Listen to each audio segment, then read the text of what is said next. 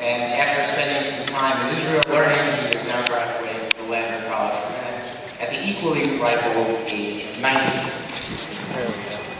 During the course of his studies with us, he was active in the student government, and particularly in the Lander Chronicle. A political science major, he's performed brilliantly in his coursework. And next year, he plans to attend the Johns Hopkins School of Public Policy with a focus on urban planning. Gabriel.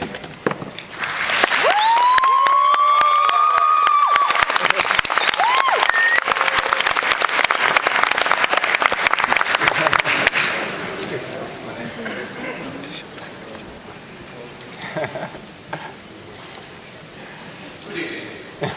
First, I would like to extend my gratitude on behalf of the graduating class to President Ledger for founding Touro College, to the faculty who have helped us achieve what we have today, to our families who have supported us all these years, and to everyone in the audience who has come here tonight.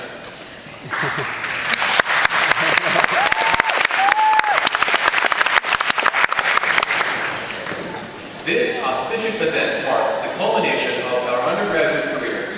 Having weathered the trials of undergraduate study, we stand here tonight ready to go out and make our respective marks on the world.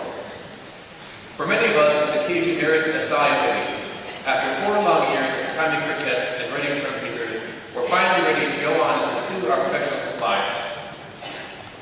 Regardless of what career path you choose following graduation, however, you will likely find that our sighs of relief were premature. The older, more experienced members of the audience will correct me if I'm wrong, but I understand that the number and scope of our personal responsibilities tend to increase rather than decrease once we graduate from college.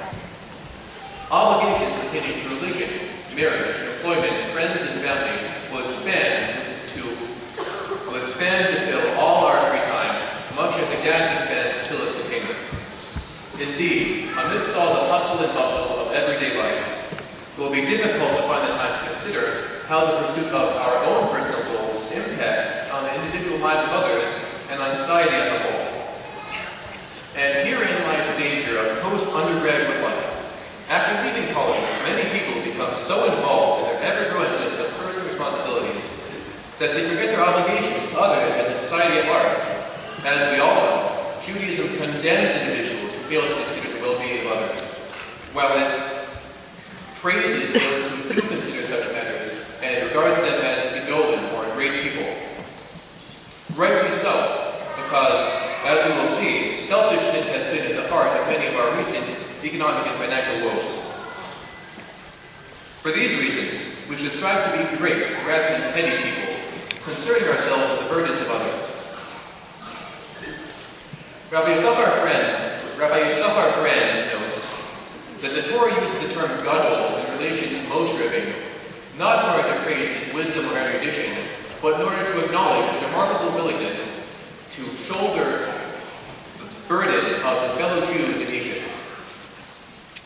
Furthermore, a recurring theme in the sayings of our rabbis, and particularly in Pirkei Avos, is that the responsibility is not only to ourselves, but also to others as well. True, Hillel asked the question, if I am not for myself, then who will be for me? Meaning that one's personal responsibilities is to himself first up. One is responsible for his or her personal well-being first and foremost. However, Hillel goes on to ask, if I am only for myself, then what am I? Meaning that although one must secure one's own well-being, the true measure of one's greatness is one's contribution to the well-being of others. Likewise, Hillel's statements that one should not remove oneself from the community and that one should love one's brother as oneself show that we must concern ourselves not only with our own well-being, but also with that of others and of society as a whole. Unfortunately, the negative consequences of forgetting our responsibility to pursue the greater good have become all too clear in recent times. The 2001 debacle with Enron comes to mind. When the Enron CEOs sold their company shares at fraudulently inflated prices, while their employees and stockholders sank into poverty.